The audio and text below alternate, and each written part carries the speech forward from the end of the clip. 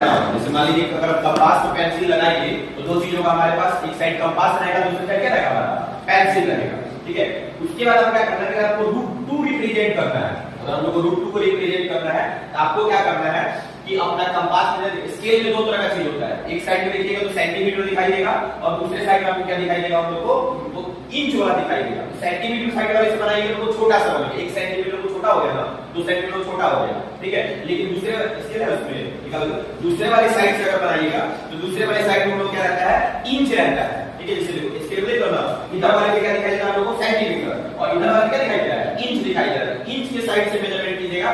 ये सिर्फ क्या है, आपको √2 रिप्रेजेंट करने के लिए, ये नहीं करेगा √2 सेंटीमीटर को रिप्रेजेंट कीजिए या √2 इंच को रिप्रेजेंट कीजिए, उससे मतलब नहीं है। ये आपको सिर्फ कह रहा है कि √2 को आपको इसको नॉर्मली हम यूनिट मानेंगे कि √2 को हमें नंबर लाइन पे क्या करना है, रिप्रेजेंट करना है। फिगर थोड़ा बड़ा बनेगा तो चेक करने में टीचर के लिए क्या होगा, आसान रहेगा। तो हम लोग क्या करेंगे कि इंच वाले साइड से मेजरमेंट करेंगे और पहले एक बड़ा सा लाइन खींच देंगे। आप लोग इंच वाले साइड से हम 1 इंच का आर्क ले लेंगे, उसको हम लोग क्या बोलते हैं, आर्क बोलते हैं। मतलब कंपास में यहां देंगे और पेंसिल को फैला के 1 इंच का इसमें क्या करेंगे, आर्क ले लेंगे और 1 इंच का आर्क लेके इसमें से क्या कीजिएगा, कट मार दीजिएगा। मतलब 1 इंच जितना बड़ा आपकी पेंसिल में आएगा यहां से रख के 1 इंच नाप के वहां पे क्या कीजिएगा, अपना कट मार दीजिएगा। यानी कि ये वाला जो डिस्टेंस हो गया हमारा, इसको हम कहेंगे ये हमारा कितना हो गया, 1 यूनिट हो गया। 1 यूनिट का डिफरेंस है, जहां पे आपका 1 यूनिट आएगा यहां पे आपको क्या करना है, 90 डिग्री का एंगल बनाना है। कितने का एंगल बनाना है, 90 डिग्री का। आपको 1 इंच का मेजर करके कट मार दिया और उसको कम ज्यादा कर सकते हैं, उसको कम कर लीजिए।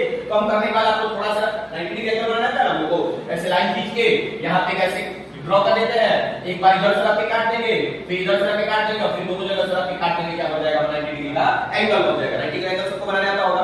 तो इस वाले पॉइंट पे आपको क्या करना है कि आपको 90 डिग्री का एंगल बनाना है। तो 90 डिग्री एंगल बनाने के लिए एक छोटा सा आर्क लीजिएगा और इसमें रख के ऐसे सिंपली क्या कर देंगे, ऐसे कट मार देंगे।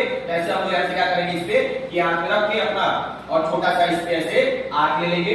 आर्क लेने के बाद किसी साइड से एक पहला वाला कट 60 डिग्री का होता है, दूसरा वाला कट क्या होता है, 120 डिग्री का होता है। और 60 या 120 से काट देंगे तो हमारा कितने डिग्री का बन जाएगा, 90 डिग्री का। 90 डिग्री एंगल बना लेंगे और 90 डिग्री का एंगल बना के इस लाइन को बड़ा सा फिर क्या कीजिएगा, खींच लीजिएगा। बस मंगा है। फिर आपको क्या करना है कि फिर आपको 1 इंच का आर्क लेना है। फिर जितना हम लोग पहले लिए थे 1 इंच वाला, यहां से भी आप नाप लीजिएगा तो वो काम चल जाएगा। फिर स्केल से नाप लीजिएगा, फिर 1 इंच का आर्क ले लीजिएगा और फिर 1 इंच का आर्क लेके और इसमें से क्या कीजिएगा, 1 इंच जगह और कट कर लीजिएगा। ठीक है, इसको भी हम लोग कहेंगे 1 यूनिट।